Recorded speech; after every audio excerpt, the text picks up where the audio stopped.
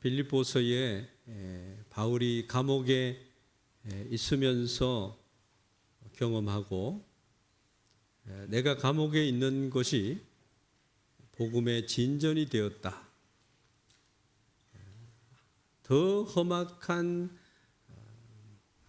시위대가 지키고 있는 그런 감옥에 가서 바울이 고백한 고백의 말씀, 복음의 진전을 가져왔다라고 하는 것입니다. 바울은 감옥을 견디면서 주님을 더욱 깊이 배우게 되고 복음의 진전함을 노래하게 되었다는 겁니다.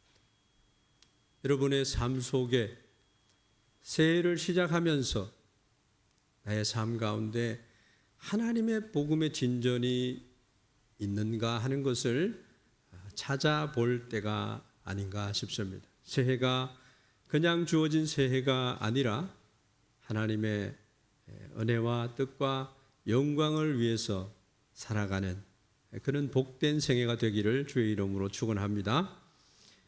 우리가 기억해야 될 것은 하나님의 뜻대로 부르심을 입은 자들에게는 모든 것이 합력하여 선을 이루신다는 겁니다. 감옥 안에 있든지 어느 곳에 내가 처해 있든지 그곳이 하나님의 나라가 된다라고 하는 거죠. 나로 인해서 그리스도의 영광이 나의 삶의 모습과 나를 통한 통로를 사용해서 하나님의 은혜가 임한다라고 하는 것입니다. 이것을 꼭 기억해야 되는 것입니다. 남자들이 태어나면 한국에 태어나면 군에 입대하는 것이 의무가 되어 있습니다. 지금까지는 마음껏 누렸던 자유가 속박이 되게 되고 군에서 있는 동안에 그 군에서 국가의 보위를 위한 하나의 작은 종으로 쓰임을 받게 된다는 것입니다. 내가 그 자리에 없으면은 하는 마음도 생겨나지만 그러나 군 복무가 마쳐지는 동안에는 내가 그곳에서 있어야 된다는 것입니다. 그래서 젊은이들이 하는 말로 머리에 녹이 쓴다. 또는 군대 생활을 가리켜서 3년 동안 내가 썩는 것이다. 그런 표현들을 하기도 합니다. 많은 사람들이 여러 가지 환경에 처하면서 내가 계획하고 생각했던 그런 삶이 아니라 내가 원하지 않던 그런 삶 속에 있으면서 어찌할 바를 모른다라고 하는 것입니다. 그러나 여러분 어떻습니까? 그리스도인들은 어때요? 내가 어떠한 곳에 있다 하더라도 썩을 수 없는 그런 존재라는 것입니다. 왜냐하면 성령 하나님께서 나와 함께 하시고 내게 능력을 주시고 나에게 기쁨이 충만하게 하시기 때문입니다. 다른 사람들은 썩는 곳에서 썩어가는 그런 생각 가운데 갇혀서 살지만 그리스도인은 인생 최고의 시간을 그곳에서 보낼 수 있다라고 하는 것입니다. 지금 바울은요, 로마의 시위대가 지키고 있는 감옥으로 이감을 하게 되었어요. 이전에는 로마로 이송이 되고 난 뒤에 하숙집과 같은 그런 해변가이든지 이런 곳에서 격리되어서 수용이 되어 있었지만 이제는 이감이 되어서 죄가 확정이 되면서 사형을 기다려야 하는 그런 처지에 임했다라고 하는 것입니다. 그런데 그곳에서 바울은 썩고 있지 않았어요. 바울에게 성령이 부어주심을 받아서 오히려 놀라운 기쁨 가운데 지내고 있다라고 하는, 그래서 바울은 이 사실을 빌립보 교회 성도들에게 알려주고 싶었습니다. 그들은 감옥 밖에 있었지만 기뻐할 수 없는 그런 상황 속에 처해 있는 빌립보 성도들에게 나는 감옥에서 기뻐할 수 있는데 너희들은 왜 기뻐하지 못하느냐? 기뻐해야 될 이유에 대해서 바울은 말하고 있는 것입니다. 우리 그리스도인들에게는 가장 값진 사명이 주어져 있고 그 사명을 인해서 하나님의 축복권이 우리에게 임해 있기 때문에 우리는 어떠한 환경에 처하든지 역경에 처하든지 울어야 하는 그런 상황 속에 절박한 상황 속에 처해 있어도 소망이 있고 산 소망을 가지고 살아가는 성도다라고 하는 것입니다. 우리가 살아가면서 염려를 하고 염려가 좀 지나쳐서 침체가 됩니다. 그래서 허우적거리는 인생을 삽니다. 이 염려라고 하는 것은 인간이 연약하기 때문에 어쩔 수 없어서 근심하고 걱정하는 일시적인 그러한 기쁨을 잃는 상황을 염려라고 합니다. 근데 염려의 80%는 염려하지 않아도 되는 것. 또 염려를 하되 8% 이외에는 염려하지 말아야 될 것인데 8%의 염려도 하나님을 믿는 사람들은 모든 염려를 다 하나님께 맡겨버리라. 지각에 뛰어나신 하나님의 평강으로 너희를 하나님이 인도하실 것이다. 영존하시는 아버지가 그렇게 하실 것이다 라고 말씀하고 있습니다. 그런데 더 심각한 것은 침체되는 것입니다. 염려가 장기간 지속되면서 스스로의 힘으로는 기쁨을 회복할 수 없는 그런 상황.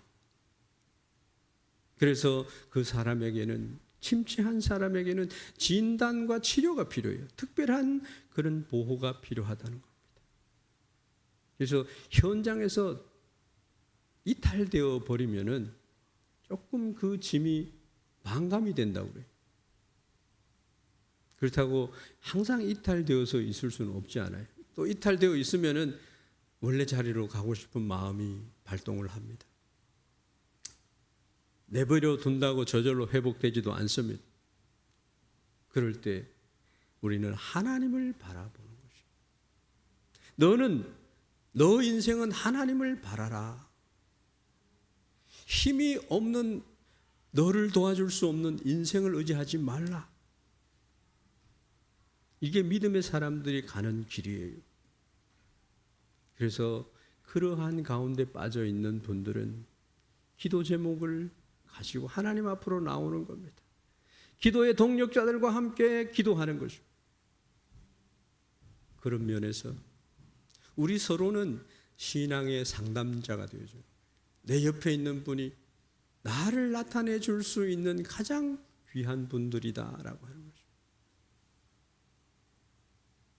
이러한 염려와 침체는요, 나하고 격리되어서 멀리 있는 것이 아니에요. 우리의 신앙생활 가운데 항상 있는 것입니다. 우리는 오늘 성경 말씀을 읽으면서 바울이기 때문에 위대한 사도이기 때문에 그렇게 할 수 있었지만 나는 그렇게 할 수가 없어. 나 같은 사람은 절대로 그렇게 할 수 없어. 이렇게 단정하기가 쉽습니다. 그런데 우리가 바르게 알아야 될 것은 오늘 본문 말씀은 그렇지 않다라고 말하고 있는 거예요. 바울은 자기 스스로의 삶을 보여주면서 나도 너희들하고 별반 다른 것이 없다라고 말하고 있습니다. 바울은 우리가 생각하는 그런 영웅이 아니었습니다.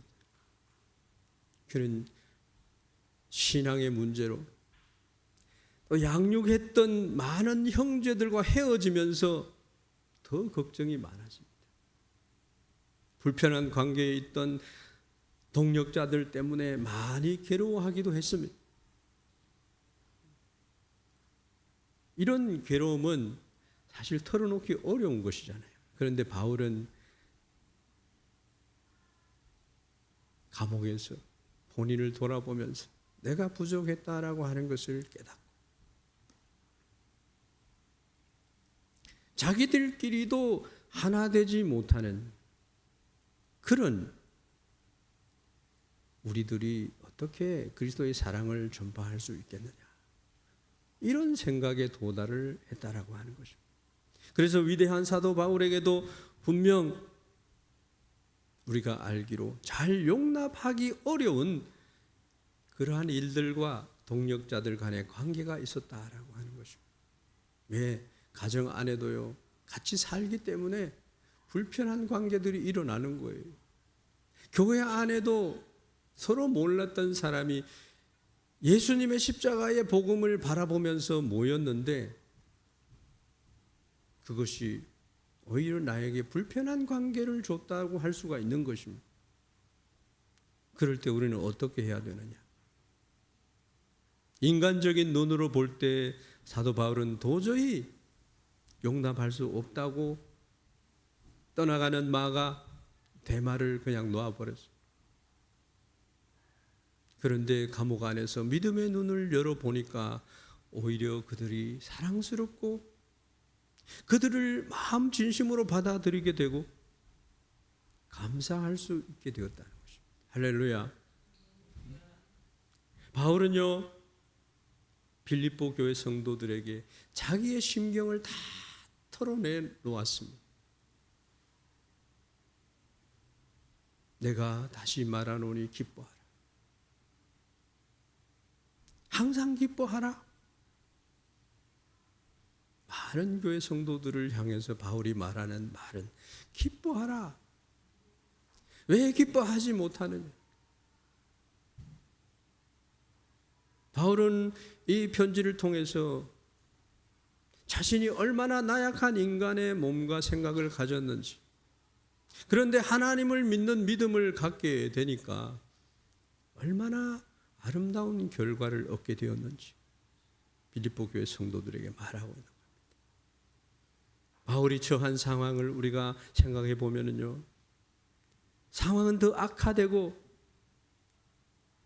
이제 곧 이 세상을 떠나가야 될 상황 속에 있었습니다.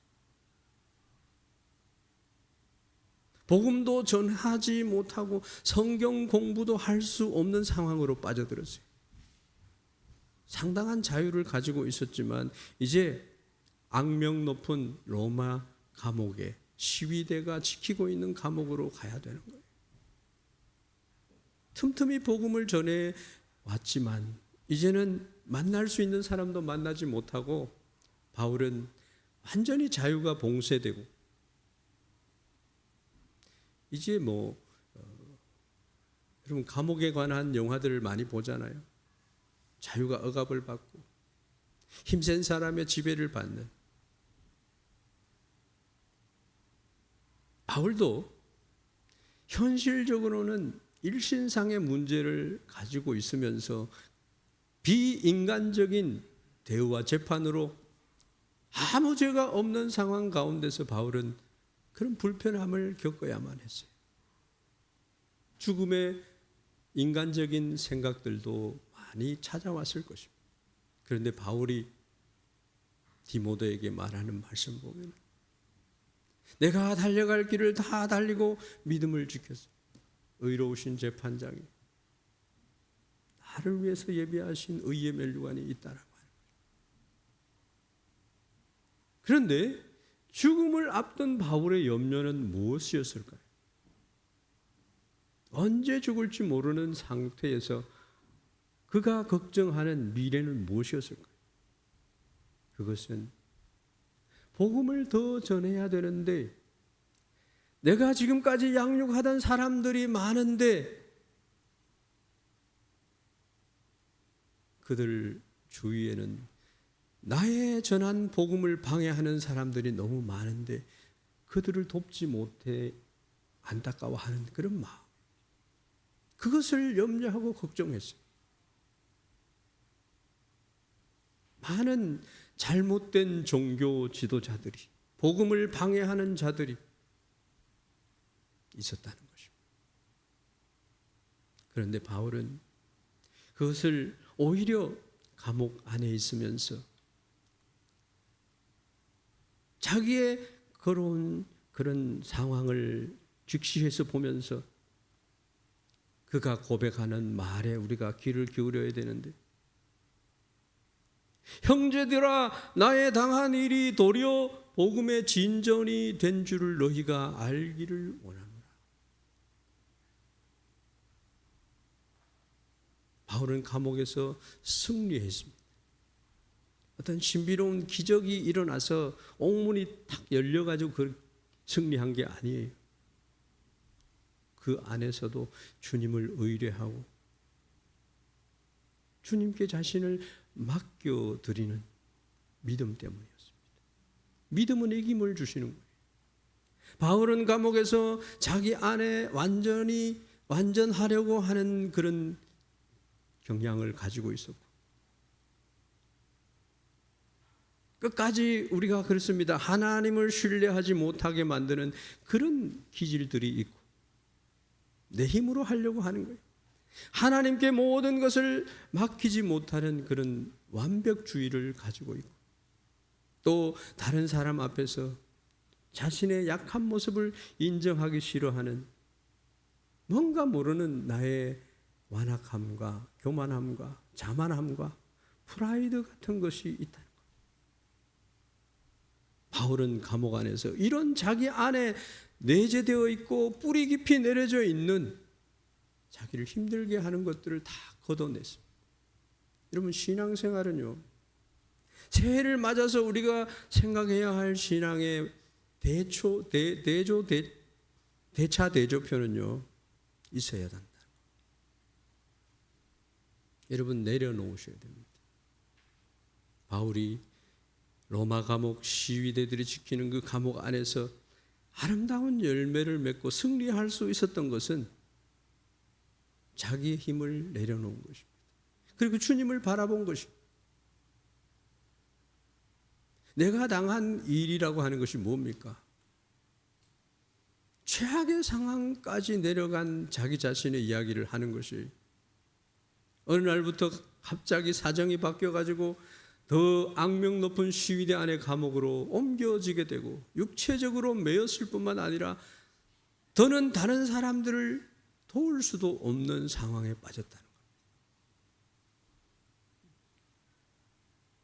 재판이 임박했어요.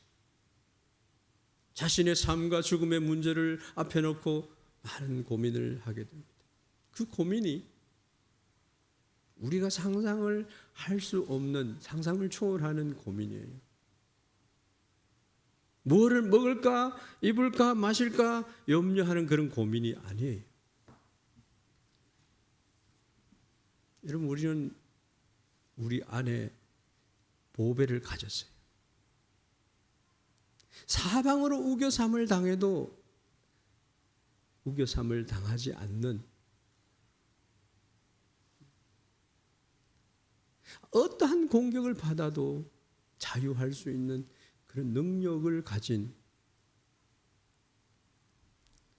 그래서 고린도후서 4장 말씀에 보면은 그런 말씀이 나옵니다.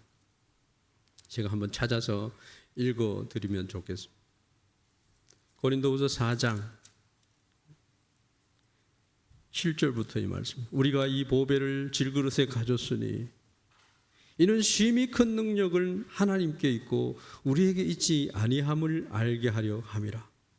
우리가 사방으로 우겨삼을 당하여도 쌓이지 아니하며 답답한 일을 당하여도 낙심하지 아니하며 박해를 받아도 버림받지 아니하며 거꾸로 들임을 당하여도 망하지 아니하고, 이렇게 말합니다.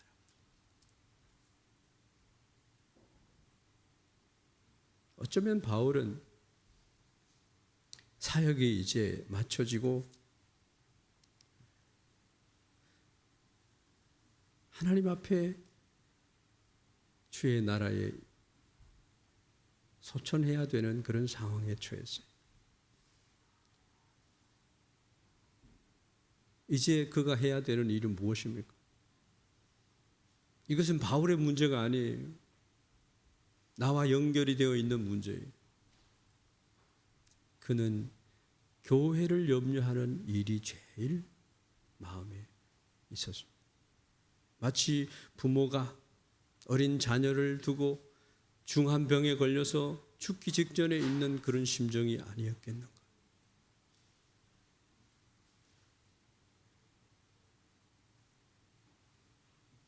왜 이렇게 바울에게 갑자기 바울이 이겨낼 수 없는 상황까지 가버렸느냐.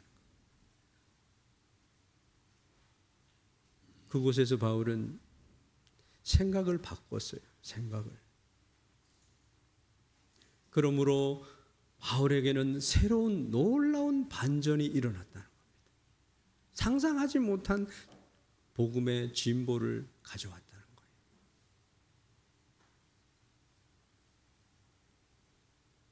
그는 시위대 안의 감옥 생활을 상당히 긍정적으로 표현하는 말씀이 13절 말씀입니다. 이러므로 나의 매임이 그리스도 안에서 온 시위대 안과 기타 모든 사람에게 나타났으니.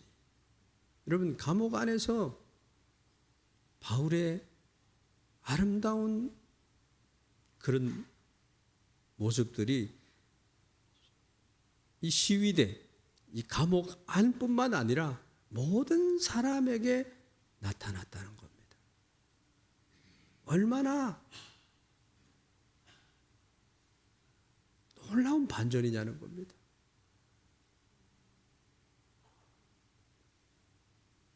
바울의 감옥 안에 있는 삶을 통해서 오늘날 우리 그리스도인에게 주어지는 그런 영성이 얼마나 위대한 것이 주어져 있다는 것입니까?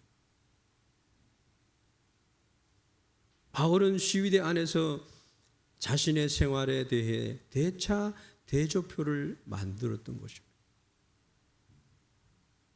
시위대 안 감옥 안에서는 고통스럽고 불결하고 비인간적인 대접을 받고, 옛날에 지금은 뭐 약품들이 있지만 옛날에 이나 벼룩 같은 벌레로 고통을 받고 늘 만났던 믿음의 형제들을 만나지 못하는 그런 상실감에 있었던 바울입니다. 그런데 감옥에서 어떻게 된 영문인지 시위대 안에 있음으로 해서 도저히 만날 수도 없는 사람들을 이제 만나게 됐다는 겁니다. 몇 사람만 얻은 게 아니라 많은 사람을 얻었다는 겁니다. 그 시위대 안에서 바울은 인정을 받게 됩니다.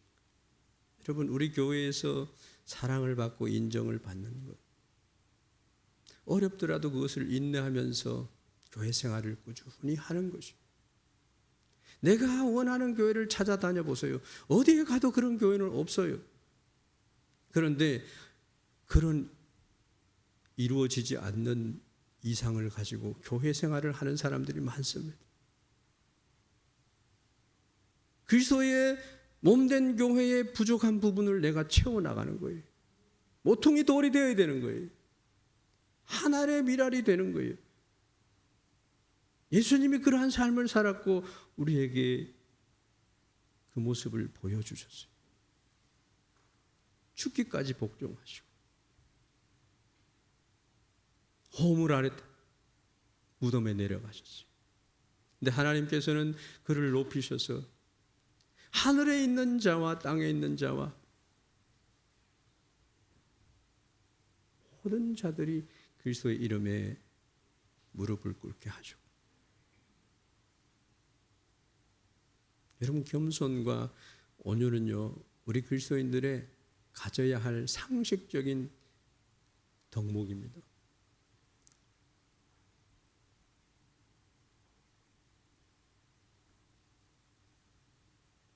시위대 안에서 바울의 아이덴티티, 정체성이 나타난 거예요. 이런 위대한 사람이 이 감옥에 들어왔구나. 그가 가진 복음이 무엇인지 알고 싶다. 그래서 감옥 안에 있는 같은 처지에 있는 사람들이 바울을 통해서 자기를 알게 되고 예수님을 바라보게 되고 믿음을 얻게 되어서 영생을 가졌다는 것입니다. 한두 사람이 아니에요. 여러 사람들에게 나타났다. 지금까지 그가 전도했던 사람들과는 다른 사람들, 가이사 집의 식구 중에서도 몇 사람이 예수를 믿게 됐다는 얘기가 나오는 거예요. 바울의 이 신앙의 대차 대조표는요, 첫째는 감옥으로 옮겨가서 받은 그런 육체적인 고통과 정신적인 상실감, 다른 하나는 그곳에 들어가서 얻게 된 많은 그리스도인들이에요. 여러분, 내가 그런 고통 속에 있을 때는 의미가 있는 거예요. 고통에는 의미가 있는 거예요. 바울은 자기의 대차 대조표를 보니까 결코 내가 감옥에 있는 것이 나쁜 것이 아니다, 플러스다, 그런 결론을 가졌습니다. 복음의 진보, 진전이 되었다. 복음을 위해서 더 유익했다는 것. 바울은 자신이 당한 육체적인 고통에 초점을 맞추지 않았습니다. 바울은 대단한 실제적인 사람, 경영학적인 두뇌를 가진 사람, 자기 판단의 비중을 개인의 편의에 두지 않았습니다. 복음의 진보에 그는 가치를 뒀어요. 여러분은 왜 삽니까?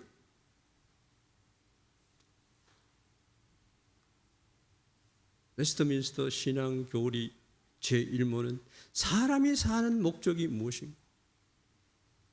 하나님을 기뻐하고 영화롭게 하는 것입니다. 처음에 저도 그 말이 너무 어려워요. 내가 감당할 수 있는 말이 아닌 것 같아요. 근데 지금에 와서 아무리 생각해도 그것이 100% 온전한 말씀이었어요. 니느웨성에 갔던 요나를 생각해 봅시다. 니느웨를 품고 싶지 않는 거예요. 하나님이 원하는 구원의 소식을 전하고 싶지 않은 거예요. 바울하고 대조가 되는 거예요. 대조가 되는 거예요. 그런데도 하나님이 요나를 사용해서 12만 명의 어린이와 백성들을 멸망하지 않도록 인도했어요. 요나가 투자했던 것은 아무것도 없어요. 그런데 박넝쿨 그거 없어지는 것 때문에 얼마나 화가 났는지 모릅니다. 여러분, 우리는 하나님 앞에 순종하면요, 요나보다 더 위대한 일을 이룰 줄 믿습니다. 하나님은 그런 분이세요. 내가 하는 건 아니에요. 하나님께서 나의 작은 믿음을 통해서 저 산을 옮기게 하신다니까요. 내가 가진 것 때문에 하는 것이 아니에요. 하나님을 믿는 믿음이 있을 때 믿음이 하는 줄 믿습니다. 이게 신앙인이 가져야 할 믿음의 대차 대조표예요. 우리는 새해에 들어서 믿음의 대차, 신앙의 대차 대조표를 만들어야 될 줄 믿습니다. 어제 우리 교회에 방문했던 재민 형제가 동북대 의대를 다니면서 주님을 사랑하는데 너무 현실에 신앙생활을 돌아보지 못했는데 어머니가 오셔가지고 교회를 방문했어요. 오늘 교회에 왔어요. 얼마나 기쁜지 모릅니다.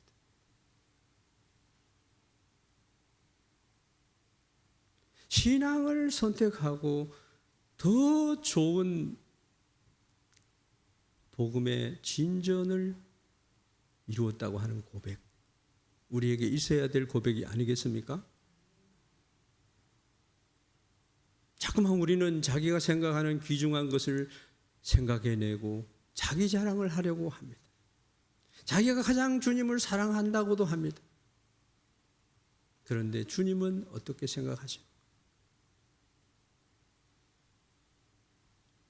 그런데 내가 생각하는 대로 그렇게 하면 말로 할 수 없는 축복과 이득을 얻을 줄 알았는데 잃게 된다는 거예요. 내가 생각하는 것이 완전히 나의 살아가는 인생에서 대어를 낚는 것과 같았는데 결과는 그렇지 않다는 겁니다. 베드로의 고백이 뭡니까? 주여, 나는 죄인이로소이다. 나를 떠나시기를 원합니다.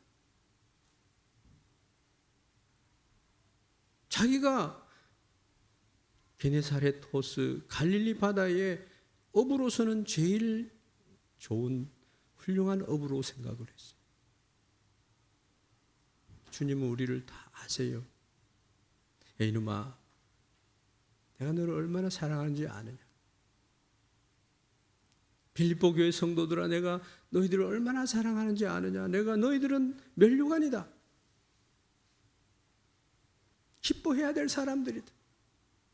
왜 기뻐하지 못하느냐.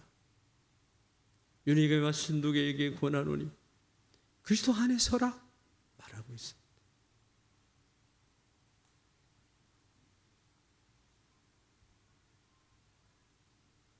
우리는 영적 대차 대조표를 만들지 못하기 때문에 울어야 할 때 웃고 웃어야 할 때 화를 내고 있는 거예요. 우리가 어떤 상황에 대해 판단을 할 때에 내가 내 자신에게 얼마나 편해졌느냐, 어려워졌느냐 이렇게 판단하는 경향이 있어요. 그런데 우리는 그런 세상적인 기준의 어린 아이들이 생각하는 생각을 넘어서야 됩니다. 항상 바울처럼 나의 처한 상황으로 하나님께 영광이 되느냐, 복음의 진전이 있느냐, 하나님 나라에 얼마나 유익한가.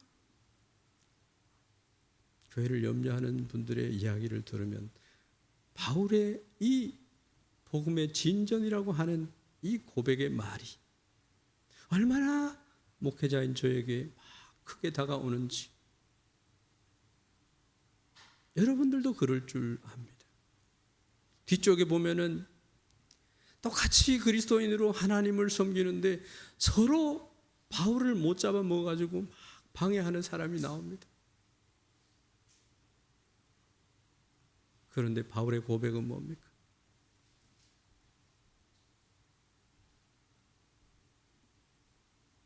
이렇게 하나 저렇게 하나 그리스도의 복음이 증거되는 것에 대해서 이제는 내가 감사할 수 있습니다라는 고백.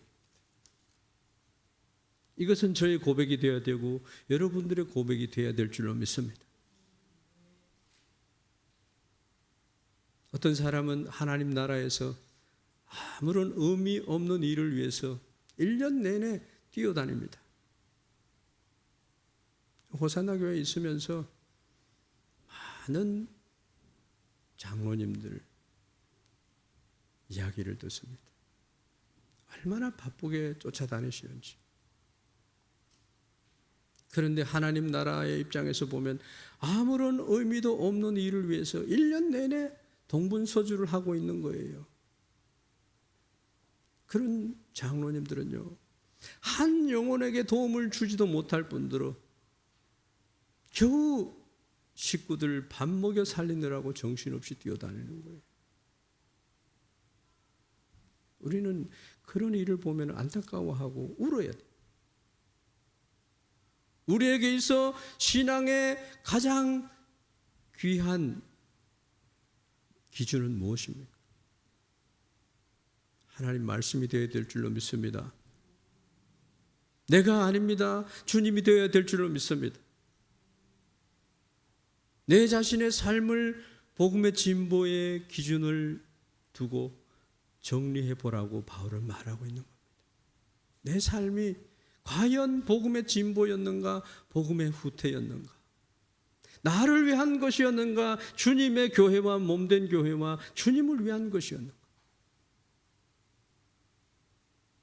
그런데 복음의 진보는 고사하고 내 영혼은 더 성숙하고 치료받고 온전해졌는가라는 그런 생각을 해봐야 됩니다. 더 퇴보하고 헤매고 있고 가장 중요한 것을 읽고 있지 않는가를 살펴봐야 된다는 거예요. 시위대 안에서 바울은 많은 열매를 맺었는데 그 비결이 뭐냐 하면은 감옥에서 잘난 척하지 않았다는 거예요. 감옥에 들어온 이상요, 거기에 적응을 잘 해야 됩니다. 감옥에 있는 사람들을 감동시켰다는 것 아닙니까? 바울은요, 죄 없는 사람으로 감옥에 가서 고린도후서 11장에 보면은요, 태장에도 맞고 40에 하나 감한 39번의 매질을 맞고요. 바울이 감옥에서 그냥 감옥 생활했다고 여러분 생각하십니까? 무수하게 매를 맞았다는 얘기를 하고 있는 거예요. 복음 때문에.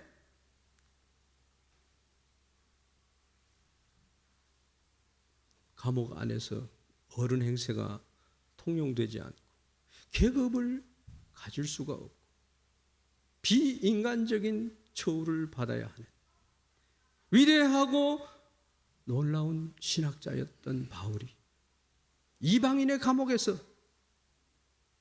어떻게 복음의 진보를 나타낼 수 있었느냐? 보면은 다만 한 사람의 죄수로 처신했다는 거예요. 예수님이 사람이 되어서 이 땅에 오신 것과 같은 삶을 나타냈다는 거예요. 복음을 위해서 낮아지고 내려놓았다는 거예요. 적응하지 않는 사람은 절대로 남에게 감동을 줄 수 없어요.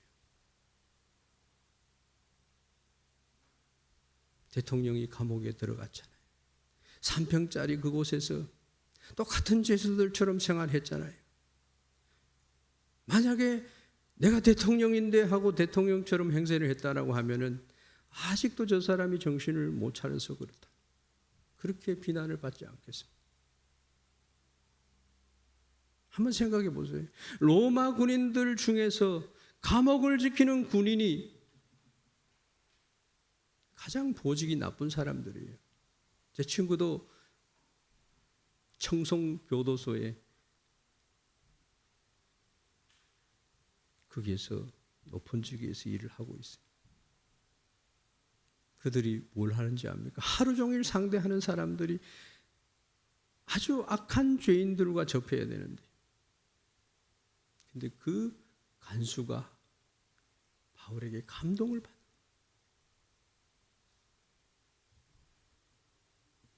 처음에는 바울을 모르고 저 한 노인이 와서 때려보기도 하고, 그런데 좀 지나고 보니까 그분이 이곳에 있으면 안 될 사람이야. 너무나 따뜻하고 사랑이 많고 긍정적이면서 얼굴에는 항상 여유가 있고 죽음도 두려워하지 않는 그런 편안함이 있는 사람. 근데 아무리 무딘 간수 로마의 군인이라 하더라도 감옥 안에 있는 모든 사람이 바울에게 감동한 것은 아니지만은 바울에게 감동한 사람이 있어요. 마치 예수님이 십자가에 달려서 돌아가실 때 저 사람은 진짜 하나님의 아들이야 라고 얘기했던 것과 같은 거예요. 그런 칭송을 받는 여러분 되기를 주의 이름으로 축원합니다. 바울은 이제 그리스도 안에서 나타났어요. 바울에 대한 좋은 소문이 퍼졌다는 거예요. 아름다운 인격을 가진 죄수의 소문이 금방 시위대 안에 퍼졌고 다른 사람들도 이 죄수에 대해 관심을 갖게 되었다. 바울은 정말로 많은 사람들의 영혼을 주님께로 인도한 전문가입니다. 그는 어디에 가든지 가장 힘들 때에도 자기의 자존심을 내려놓고 고집을 내려놓고 잘 적응해서 그들을 감동 감화시켰다. 이게 그리스도인들의 걸어가야 할 삶인 줄 믿습니다. 고비가 있어요. 한 번 그렇게 하는 것이 아니에요. 불신의 벽을 넘어갈 수 있는 믿음의 덕에 지식의 인내와 견곤과 이런 형제 우애와 사랑을 공급하는 이 베드로 사도의 8가지의 이 덕목을 우리가 알아야 됩니다. 믿음의 수준에 머물면 안 돼요. 믿음의 덕을 끼쳐요.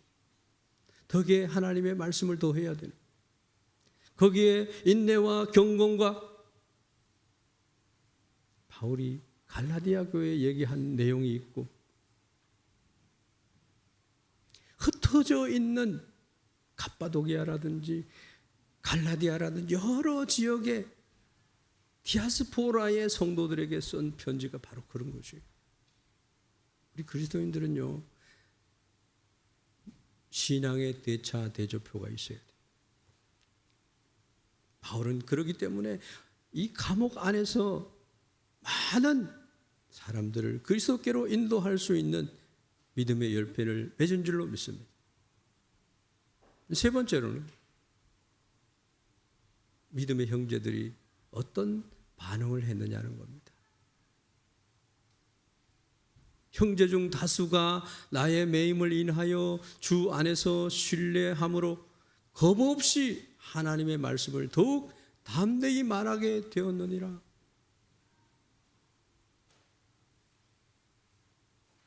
바울은 염려를 했는데 오히려 그 형제들이 담대함을 가지고 바울이 없으니까는 더 열심히 복음을 붙들고 행했다는 겁니다. 형제들이 그랬어요. 우리는 그런 사람들이 되어야 됩니다. 여기에 예수님이 와서 예수님이 말씀해야지 우리가 움직이는 사람이 되면 안 됩니다. 말씀을 쫓아서 예수님께서 미리 말씀하신 말씀을 붙잡고 말씀 위에 나를 올려놔야 된다.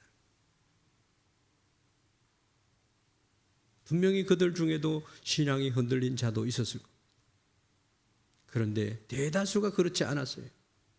바울의 매임을 보고 더 주님을 신뢰하고 겁없이 담대하게 하나님을 말하기 시작했다. 그러니까 바울은 끝까지 하나님께 맡겨드리니까는 하나님이 그렇게 일하시더라는 거예요. 내가 하는 게 아니에요. 주님이 하니까 나타나는 결과가 너무 위대한 거예요. 우리 안에 있는 완벽주의적 사고는 얼마나 주님을 믿지 못하게 하는지 모릅니다. 끝까지 주님을 믿지 못해서 내가 붙들고 있는 동안 주님은 아무 일도 하실 수가 없는 거예요. 왜 그렇게 해야 됩니까? 보라 내가 새 일을 행하리라 말씀하셨는데 주님 과거에 이렇게 했기 때문에 이렇게 해야 됩니다. 주님 내가 이렇게 생각하기 때문에 이렇게 해야 됩니다. 절대로 교회에서 내 생각을 앞세우지 말아요. 목사가 하나님 말씀대로 하지 않을 때는 항상 브레이크를 잡는 게 맞습니다. 내 말씀이 그렇게 얘기를 하면 목사가 그걸 깨닫지 못할 때도 있지만 깨달아서 말씀을 드릴 때는 자기의 믿음의 대차 대조표를 가지고 와서 얘기를 해야 돼요. 목사님 나는 정말 충성스럽게 한 번 더 이런 주님을 위해서 이렇게 한번 살아보려고 합니다. 그거를 목사가 반대할 이유가 없는 겁니다. 바울은 자기가 없으면 형제들이 아주 흔들릴 것이라고 생각했습니다. 형제들도 스스로가 그렇게 생각해서 바울이 없으면 어떻게 하지?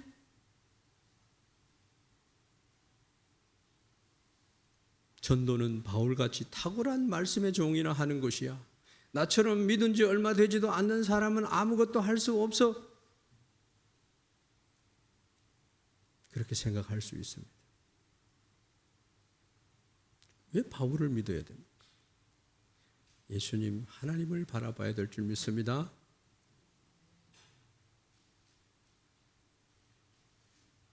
마지막으로 바울의 마음을 아프게 한 사람들이 있었어요. 바울은 그 말을 하고 싶지 않았을 겁니다. 숨기고 싶었을 거예요. 바울은 부끄럽게도 같은 복음 전하는 사람들 중에 좋지 않는 관계에 있는 사람들이 있다고 고백을 하고 있습니다. 거기에다가 자신은 꼼짝 못하고 묶여있는 상태에서 그들이 열심히 복음을 전하해서 성공하는 것을 보면서 좋지 않는 감정을 갖고 있음을 알았습니다. 15절에서 17절 말씀이 이렇게 얘기합니다. 어떤 이들은 투기와 분쟁으로, 어떤 이들은 착한 뜻으로 그리스도를 전파하나니, 이들은 내가 복음을 변명하기 위하여 세우심을 받은 줄 알고 사랑으로 하나, 저들은 나의 매임에 괴로움을 더하게 할 줄로 생각하여 순전치 못하게 다툼으로 그리스도를 전파하느니라. 투기와 분쟁으로 복음을 전하는 자들이 누구인지를 바울은 잘 알고 있었습니다. 이단이 아니에요. 함께 동력했던 사람들이에요. 그래서 빌립보서 이 뒤쪽으로 가면은 좀 더 심도 있는 말을 해요. 유대주의자들에 대해서 이렇게 얘기합니다. 개들을 삼가고 행악하는 자들을 삼가라. 바울이 가는 곳에는 항상 유대주의자들, 할례를 받아야지 구원을 받는다고 하는 사람들이 있었어요. 예수님의 십자가로 구원받는다는 바울의 복음을 정면으로 부정하는 자들이 나타났던 것. 바울은 그들의 이름을 논하지는 않습니다. 그들은 바울이 옥에 갇혔는 것이 잘했다고 얘기를 하는 거예요.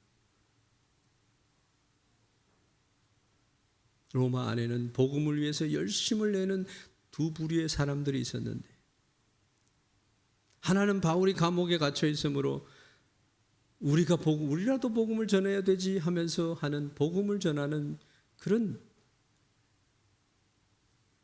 착한 뜻으로 전하는 자들이 있었고, 다른 한 부류는 힘들게 했던 자들입니다.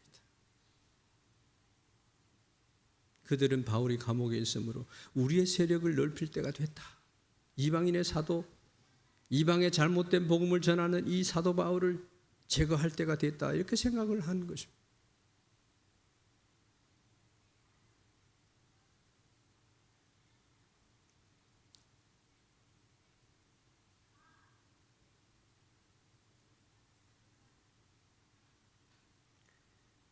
우리가 주의해야 될 것은요, 복음은 전하는데 그 복음 안에다가 자신의 철학이나 특별한 강조점을 부각을 시켜서 다른 사람을 따르지 못하게 하고 오직 자기 집단만 추종하게 만드는, 그래서 거기에 다툼과 투쟁이 복음을 전하는 곳에 나타나는 경향이 있다는 겁니다. 이거를 주의해라는 겁니다.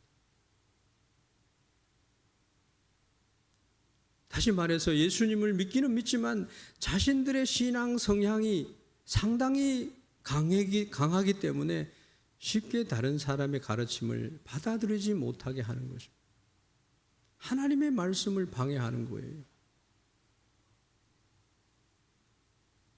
그렇다고 그가 그리스도인이 아니냐? 그들은 그리스도인이고 구원받은 성도예요. 다만 그를 지도한 사람이 어떤 점에 지나치게 강조해서 이단이 되게 하는 겁니다. 잘못된 복음 마가로 하는 말씀으로 전하는 것입니다.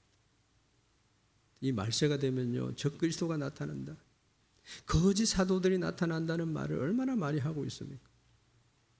우리 샌다이 교회는 말씀으로 충만한 교회가 되어야 될 줄 믿습니다. 말씀이 우리를 주님께로 인도해 가야 되는 거예요. 그러한 기대감을 가지고 여러분, 오늘은 어떤 부분의 성경을 읽어야 되죠? 출애굽기 21장에서 23장을 읽었습니다. 읽고 체크를 넣어줍니다. 그래서 바울은 어떤 결론을 내리느냐, 말씀을 전하고 말씀을 맺으려고 합니다. 18절 말씀. 그러면 무엇이뇨? 외모로 하나 참으로 하나 무슨 방도로 하든지 전파되는 것은 그리스도니 이로써 내가 기뻐하고 또한 기뻐하리라.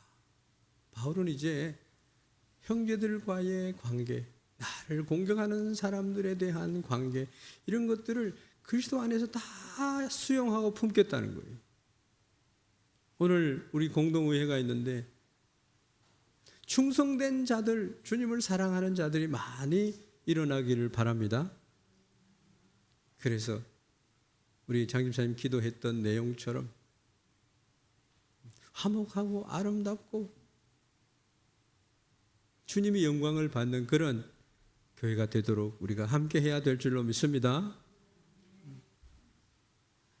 주님이 하시는 거예요. 나는 주님의 신들매도 감당하지 못하는 종이에요. 바울은 영적으로 아주 성숙한 사람이었지만 그렇다고 감정과 미움이 없는 것이 아니었어요. 우리와 똑같은 사람의 마음과 감정을 가지고 있었습니다. 그런데 그가 감옥에 있으면서 자신을 믿지 않고 철저히 주님을 신뢰했기 때문에 하나님이 바울이 일한 것보다 더 큰 일을 이룬 줄로 믿습니다. 그래서 바울은 이런 고백을 해요. 나는 주님의 종이다. 만삭되지 못한 종이다. 자꾸 낮아지는. 주인이 아니기 때문에 얼마든지 맞을 수 있는 것이고 종이 주인보다 더 나은 대접을 받지 못하는 것이 마땅하고 복음을 전하기 위해서 얼마든지 비인간적인 대접을 받고 욕을 먹을 수 있다. 그리스도인의 이 대차 대조표는요, 내가 얼마나 좋은 대접을 받았느냐, 얼마나 좋은 상태에 있느냐, 그것이 아니에요. 내가 얼마나 효과적으로 복음을 전했느냐, 고통 가운데 있게 되어도 그것으로 복음의 진보를 얼마나 이루었느냐, 내 자신을 주님께 얼마나 맡겨드렸느냐. 내가 돌보려고 했던 사람들 주님께 맡기니까 주님께서 그들의 마음을 일으켜서 복음을 담대히 증거하게 했다는 거죠. 이것이 주님을 믿는 믿음의 사람의 기도인 줄로 믿습니다. 그래서 우리 모두가 옆에 있는 사람들을 격려할 때 주님이 계시잖아요. 우리 다 같이 주님을 바라봅시다. 그동안 평안했습니까? 우리 차 한 잔 같이 마십시다. 이렇게 하면요, 교회에 놀라운 주님의 복음의 부흥이 일어날 줄로 믿습니다. 함께 기도하겠습니다.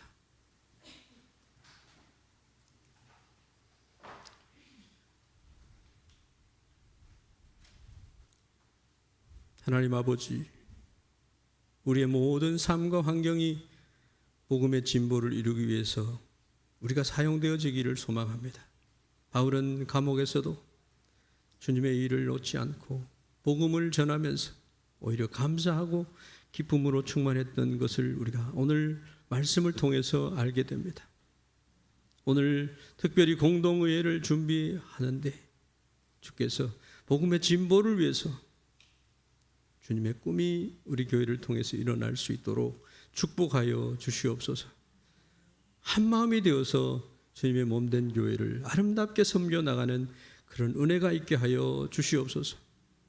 모든 사역과 결정이 하나님 나라의 유익과 복음의 확장을 이루는 우리 모두가 될 수 있도록 인도하여 주시옵소서. 예수 그리스도 이름 받들어 기도하옵나이다. 아멘.